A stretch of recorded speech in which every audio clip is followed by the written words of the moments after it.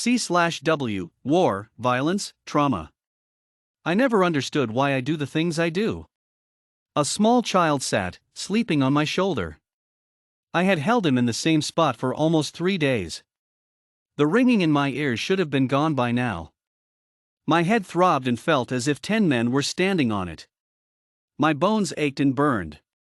Everything in me was inflamed. The small light shone through and lit the cave just enough for hope to survive. Hope was a hard thing to kill, but harder to thrive. I had hoped that I would see the shadow of a soldier, but the only shadows around were quickly sweeping over me and Elijah. I felt my tongue drying up in my throat. It stuck to the roof of my mouth, reducing me to breathing with only my nose. I thought back, searching for sanity in the deepest parts of my mind.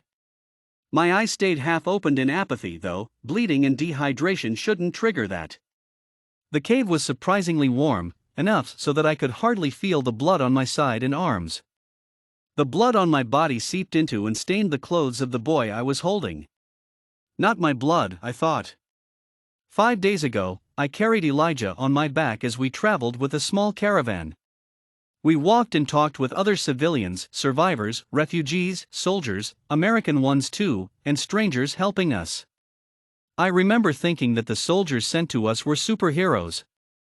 They always were ready to help us. One of the soldiers, his name was Caleb, spoke my language. He taught me some English while we made our way to a town at the bottom end of a small river.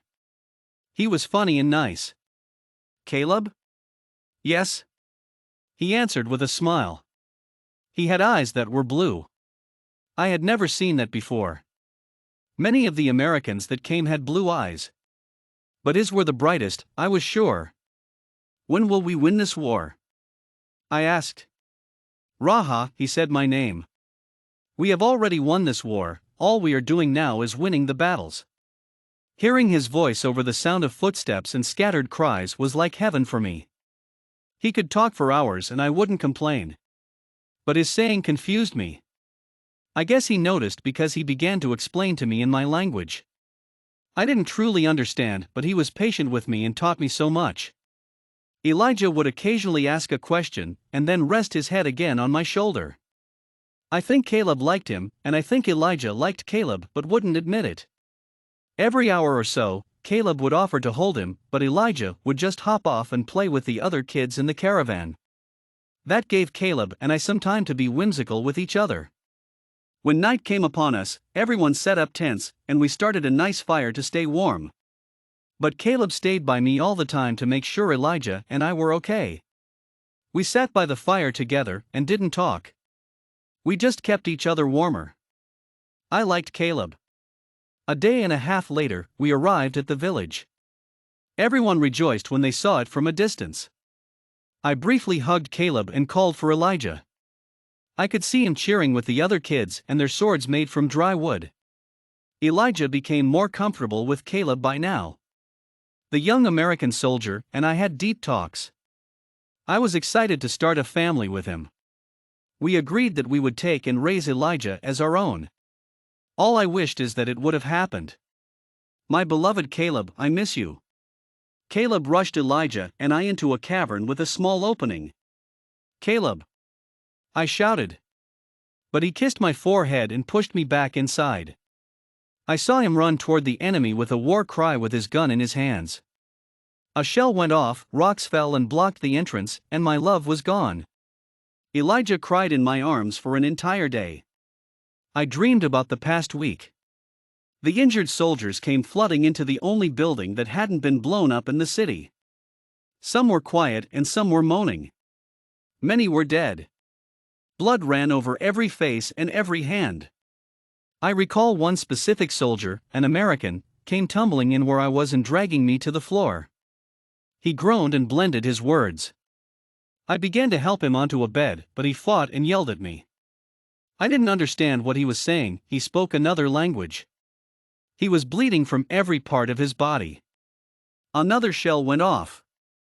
A thunderous boom shook the building. I could people praying from everywhere, even I was praying under my breath.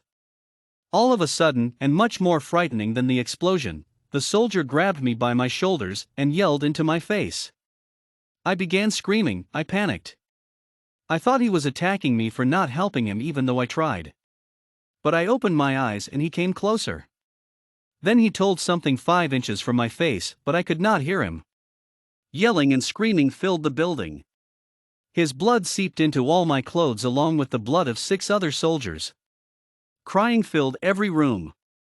Shouting, more bandages, and more gauze. But him, the soldier gripping me, was now whispering to me. He was crying and it seemed like he was begging. There was so much confusion.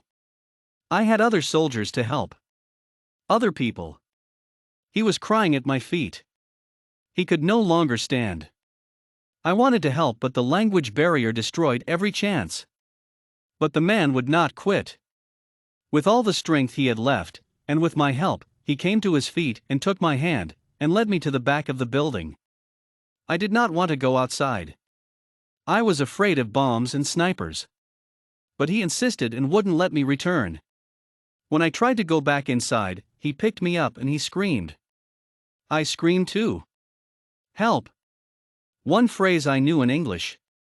But my fear overcame my logic and I began screaming in my home language again. He dropped me outside.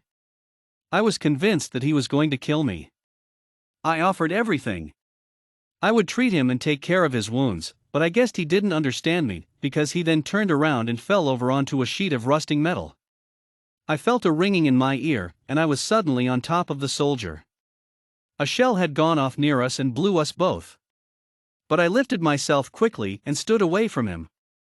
But I realized only then that he was not struggling or moaning anymore. My body was numb. I could feel adrenaline being pumped all throughout my body. I looked around just to be sure that there were not any enemies around. I walked up and touched the neck of the young man. My blood-stained fingers felt no pulse. I couldn't leave outside though. I tried to drag him in, but the weight of him and all his equipment were too heavy for me. But relentlessly, I pulled him with all my strength, and he came off of the table like sheet of metal. A small boy was curled up under the table. And that is where I met Elijah. Somehow, another soldier had found me. He took one look into my eyes, and we both took the little boy. The only thing I could do was hold him. A feeling of comfort swept over us three. The soldier tapped my shoulder and spoke to me in my language. He asked my name. Raha. I said very quietly. He leaned in to hear me say it again. You certainly live up to it, he said.